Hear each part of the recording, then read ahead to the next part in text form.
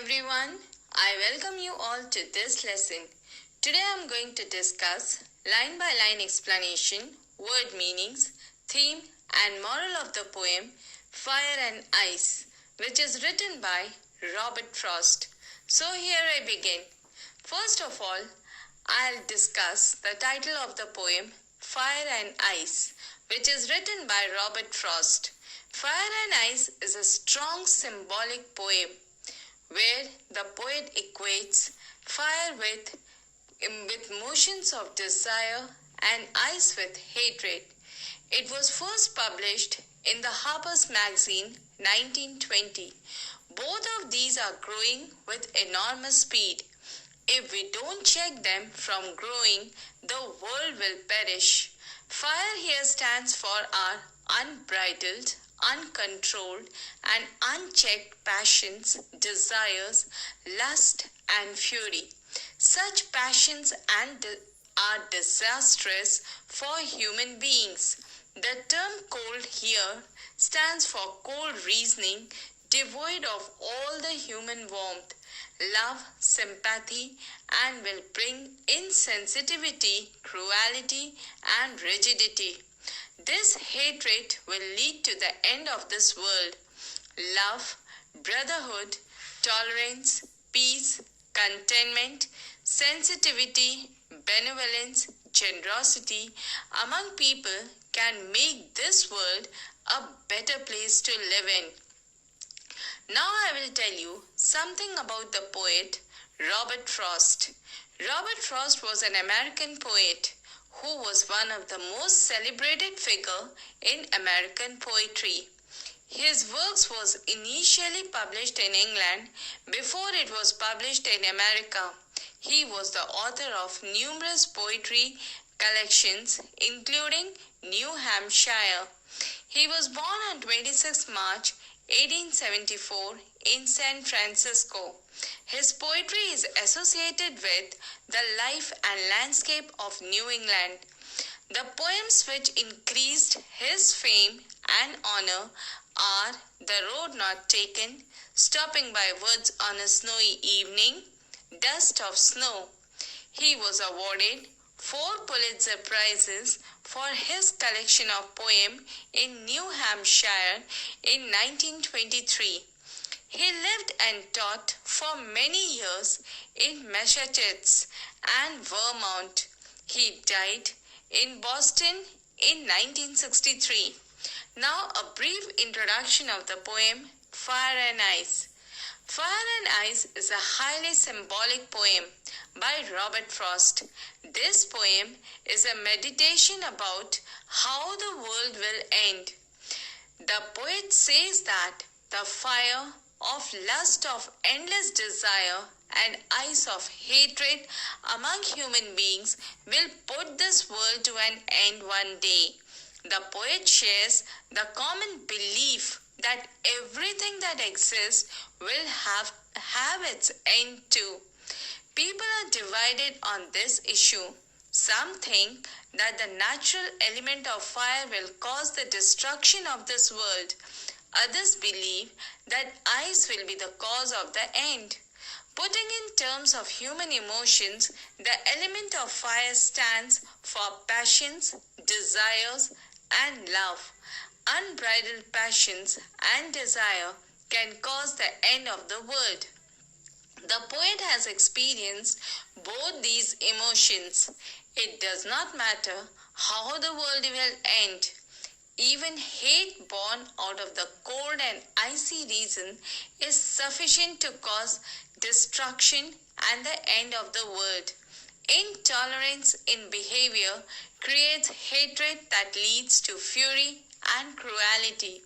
One becomes hard-hearted and insensitive to the feelings of others. Man is swaying between two extremes, fire and ice.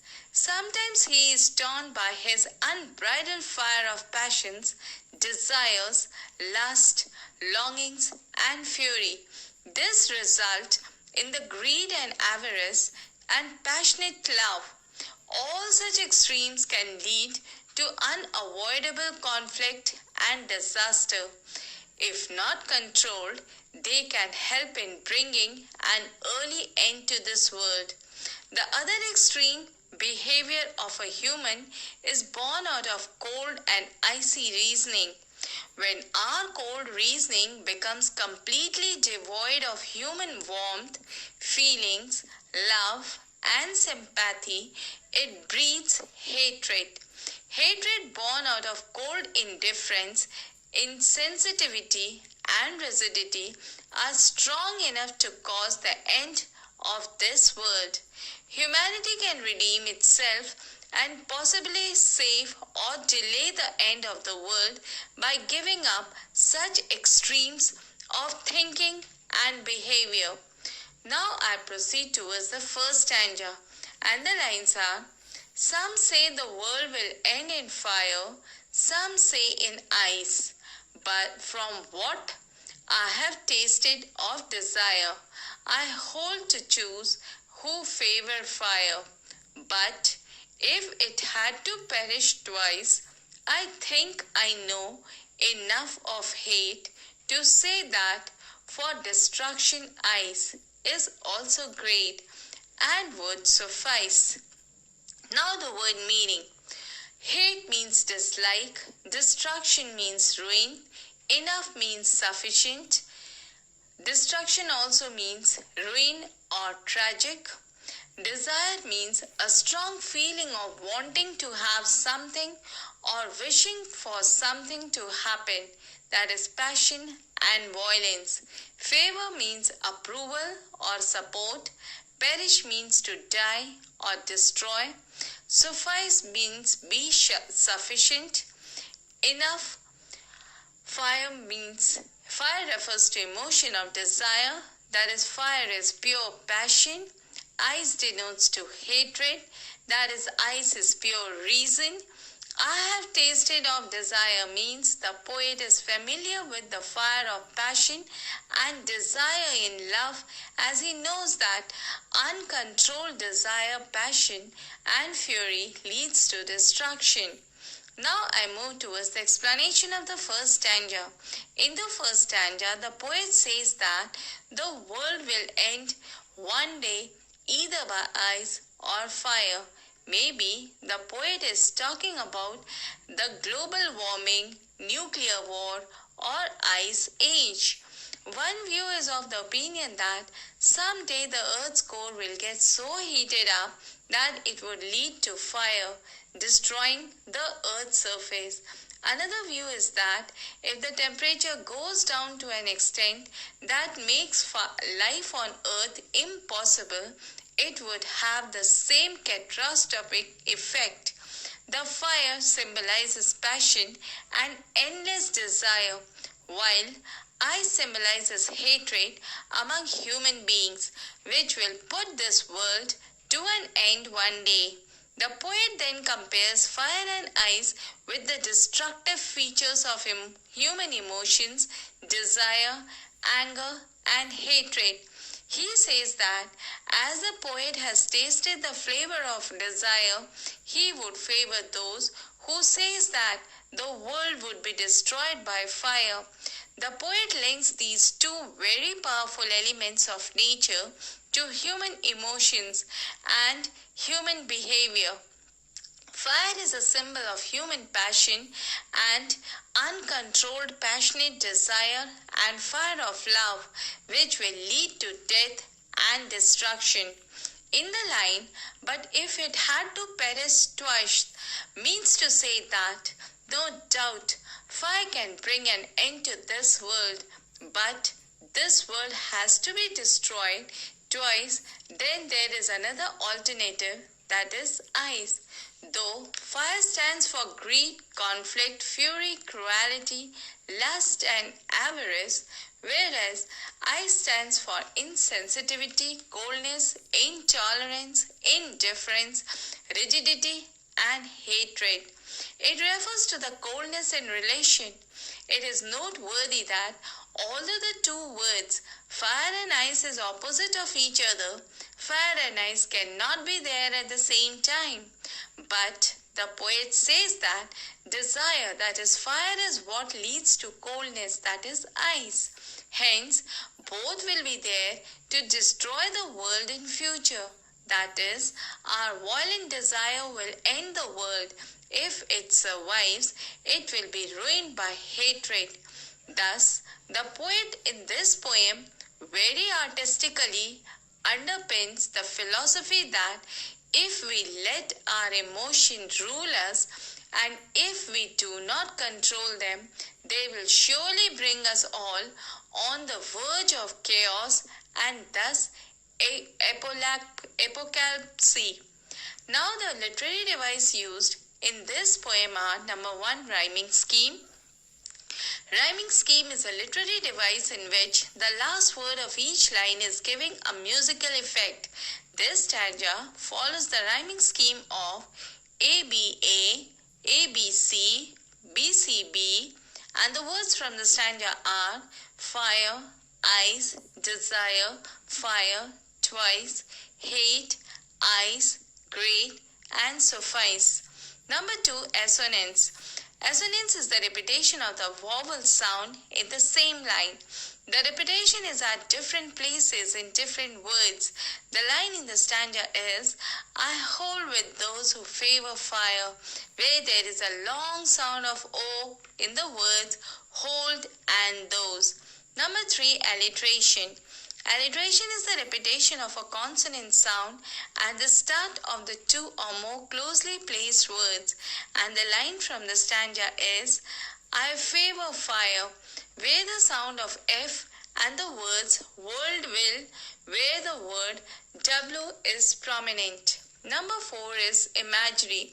Imagery is used to make readers perceive things involving their 5 senses, like they imagine the situation, and the lines from the stanza is, some say the world will end in fire, to say that for destruction, ice is also great, where the readers imagine the world with fire and ice.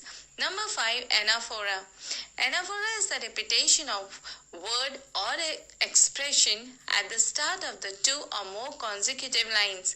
The line from the stanza is, some say, which is repeated in both the line 1 and 2.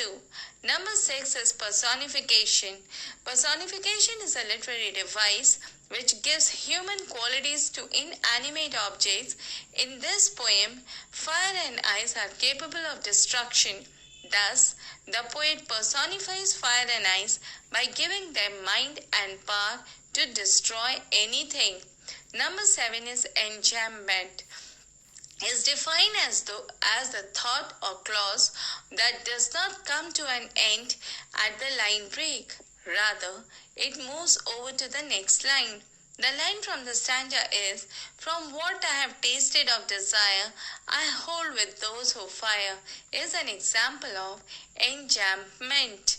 Number 8 is the symbolism. Is a use of symbols to signify ideas and qualities by giving them symbolic meanings which is different from the literal meaning. Fire is the symbol of desire and ice symbolizes hatred. Now I'll tell you the theme of the poem. The theme of Robert Frost's poem is simple but conveys important theme about human behavior, that is, the destructive potential of hatred and desire. In the poem, the poet explores with the amazingly eloquent brevity of 2 forces of nature which have the potential to bring destruction to the world. The first of these 2 is desire, which the poet likens in heat and intensity to fire. There are many themes in this poem. They are, number 1, destruction in fire and ice. This poem of only 9 short lines is written about the destruction, about the inevitable demise that hatred and obsessions will bring. The poet is probably inspired by Dante's Inferno Canto 32, which deals with the subject of sinner in a fiery hell up to their necks in a lake of ice. The 9 lines of the poem represents the 9 rings of hell as the rings keeps on decreasing, making a downward funnel shape. In the same way, the lines of the poem also decreases. Also, there is a similarity between the rhyming scheme as well as the sense of the passion and reasons, like in Dante's views of crimes of passion are less evil than the crime of hate because they use the misuse of reasons. Number 2, hatred and power of emotions. The poet discusses the destructive feature of human emotions. He uses the symbol of fire and ice to show how desires and hatred contribute to making the world stand to the verge of chaos. Number 3, choices. Fire and ice is a setup as a choice between fire and ice, which will bring an end to this beautiful world. The poet, on the basis of his wisdom gained from his experience, chooses fire because it is a realm of the passion which are spontaneous and impulsive, will be responsible for destruction, but ice is also equally responsible to the end of the world. Number 4, fear. The poet through this poem serves as a warning that advances in knowledge and science will not lead to peace and harmony, but the powerlessness of a modern humanity that has developed the power to destroy itself. Fire and Ice poem is notable for the lack of fear, as we can find few traces of emotions and worry which responds to the end of the world. Number 5, love. Desire is meant to be closely associated with love. As we know, love has many sides like commitment, affection, responsibility, etc. But desire is one of the most fundamental emotional response of being in love and is also the most potential destructive. Desire is like a huge store of energy that can be channeled or directed in many different ways, and if channeled in the wrong way, desire could bring about the end of the world. So romantic desire is the most powerful. Number 6, hate. Hate refers to the cold, icy, premeditated revenge. Just like love shouts its name in the streets, hate works in the shadows. Like we know, in Dante's hell epic poem Inferno, the worst of the worst are tortured by the flames of eternity, are locked up in the frozen lake. In the same way, the world will come to an end when everything will be frozen on it. Number 7 is the global warming. Our earth is going through the process of heating, because of which atmospheric pressure is rising steadily. Every year, the weather condition all over the earth is changing. Many people are killed in Europe and Asia due to heat waves. There is a rapid movement of tectonic plates beneath the surface of the earth, resulting in frequent earthquakes. The sea level is also rising at an alarming rate due to the melting of glaciers and polar caps. Because of this phenomena, the earth will soon be destroyed, as mentioned by the poet about the destruction of the earth by fire. Number 8 is the Ice Age. The earth will experience an ice age like the one that had led to the extinction of the dinosaurs. All the habitable land will freeze, leading to the unbearable cold. Not only the humans, but also other species will die. Number 9 is the power of desire. The poet compares fire and desire. That is why passion is said to be fury. Man's biggest desire is to possess not only wealth but also another person. This desire breeds covetousness, greed, envy, and jealousy. So, desire and its allied emotions can make a man kill others to get what he wants. When the person is in a hold of fervent desire, he loses his capability of rational thinking. That is why crimes of passions are easily relatable. Number 10 is the power of hatred. The poet compares eyes to hatred. Where we hate someone and try to ignore them, it is said that we are giving them the cold shoulder. Thus, hatred can also lead us to kill, as we can see how Hitler killed mass murder because of his hatred for Jews. Now the moral of the poem. The metaphor of the poem, fire and ice, are used very effectively to convey a definite message to the readers. Fire stands for one unbridled, uncontrolled, unchecked passions, desires, lust, and fury. Such passions are disastrous for human beings. Similarly, cold reasonings devoid of all human warmth, love, sympathy will bring insensitivity, cruelty, and rigidity. This hatred will lead to the end of this world. Hatred may be religious, communal, or of any type. According to the poet, there is enough hatred in the world which will destroy the external physical world one day.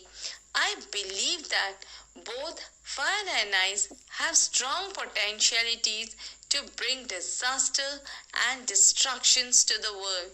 Hence, we should have control over our desires and keep away from hatred and replace it with love, brotherhood, tolerance, peace, contentment, sensitivity, benevolence, and generosity to make this world a better place to live in. With these notes, I end the poem. Hope it will be beneficial for you in your study. Thank you.